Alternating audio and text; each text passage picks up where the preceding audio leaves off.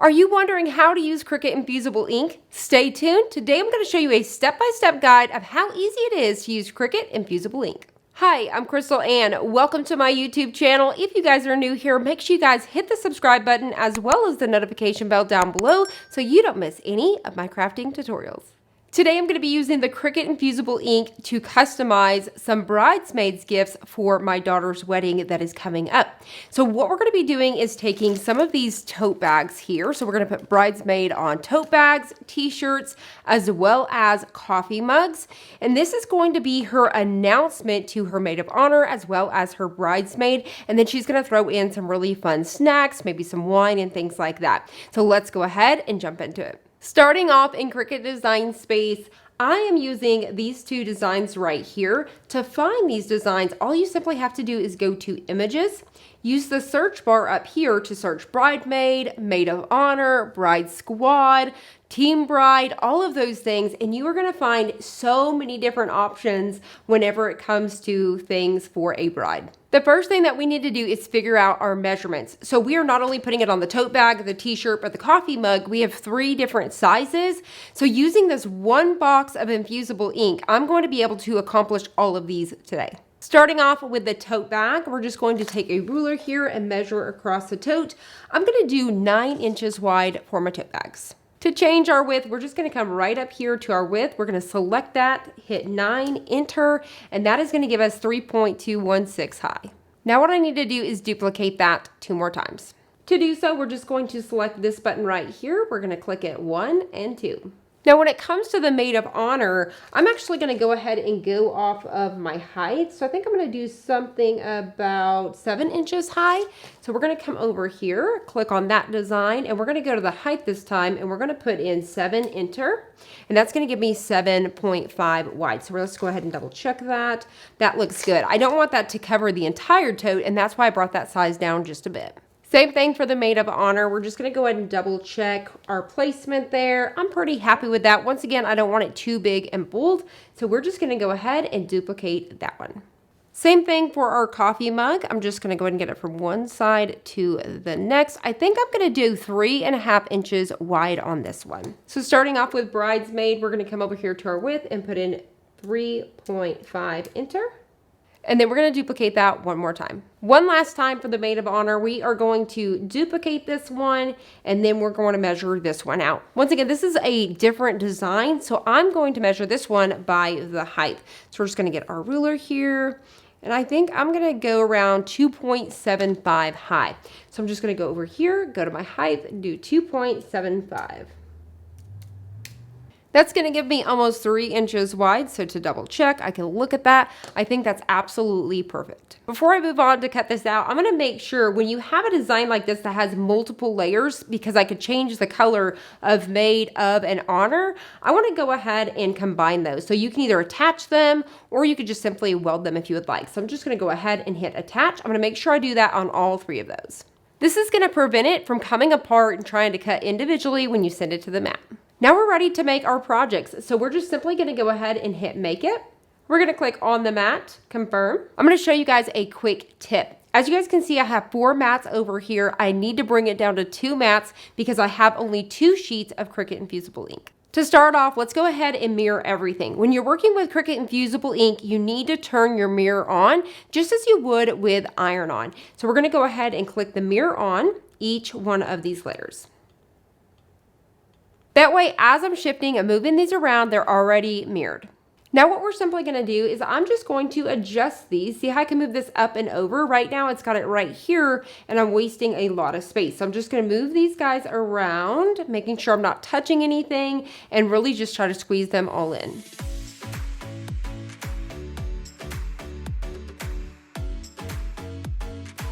So as you can see, I was able to bring all of these together. I just moved everything around to where nothing was touching. To wrap it up, I'm going to grab this guy, click on the 3 dots, hit move object, and we are going to simply move it to our last mat.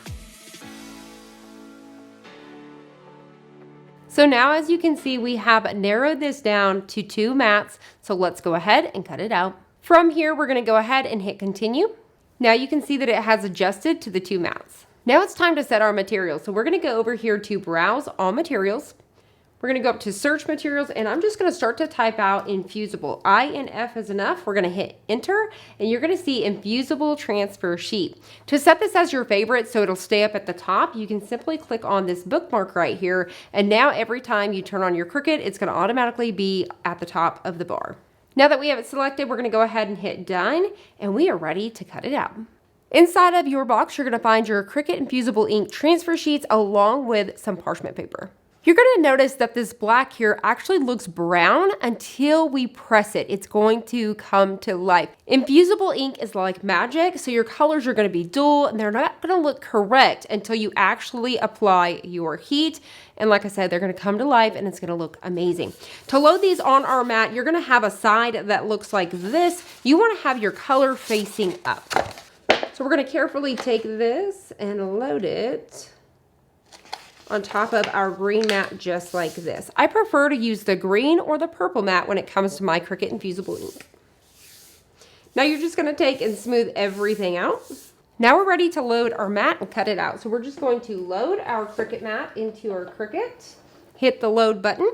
Once you get your flashing go light, you're just gonna go ahead and hit it and it's ready to cut it out.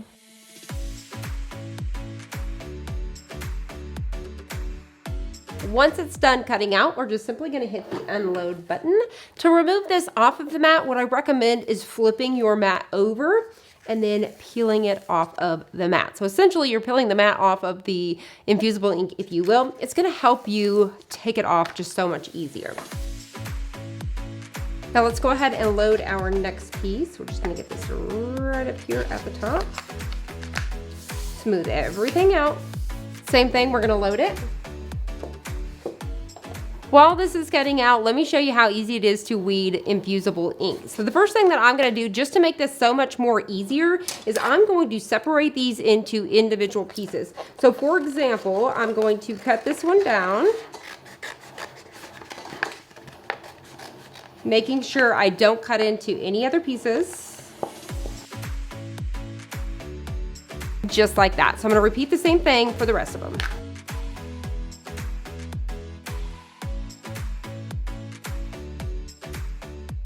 To start weeding, super easy. You don't even need your weeding tool. So you're just simply going to take your fingers and start to peel off the excess. So you're going to notice as you start to peel this, it's going to peel all of these pieces away. It is super awesome and it's actually really satisfying to weed Cricut Infusible ink. Same thing to get into these little pieces. If you actually just kind of bend it over a little bit, it really helps to get in there and get those pieces as well. So you can just really get in there, even with these small ones, just like this. If you need to, you could use a pair of tweezers to get into some really small, intricate pieces.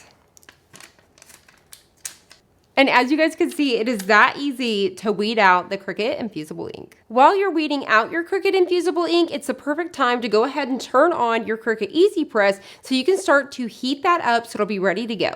For this project, you want to set your Cricut Easy Press 385 for 40 seconds. Now we're ready for our first project. Let's go ahead and start with the tote bag. I've got my Cricut Easy Press pad down. We're going to drop our tote bag down here, move any of the straps out of our way. Next, I'm going to go ahead and take my lint roller and remove any sort of lint or debris. Now we're just simply going to take our Cricut Easy Press. I'm going to go right on top, hit go. Because I hit the settings from the phone, it's giving us 15 seconds to pre-press our tote. All right, so we're going to move this out of the way. I'm going to start off by trimming down a piece of that parchment paper, just enough to cover my design. Once your tote bag has cooled back down, we're going to go ahead and apply our Cricut Easy Press. So I'm just going to find the center of this, get it right about here. And then I'm going to go ahead and use some Cricut heat tape just to kind of help hold this guy in place. So I'm going to take two pieces, one on this side and one on this side. Now I'm going to cover it with that parchment paper.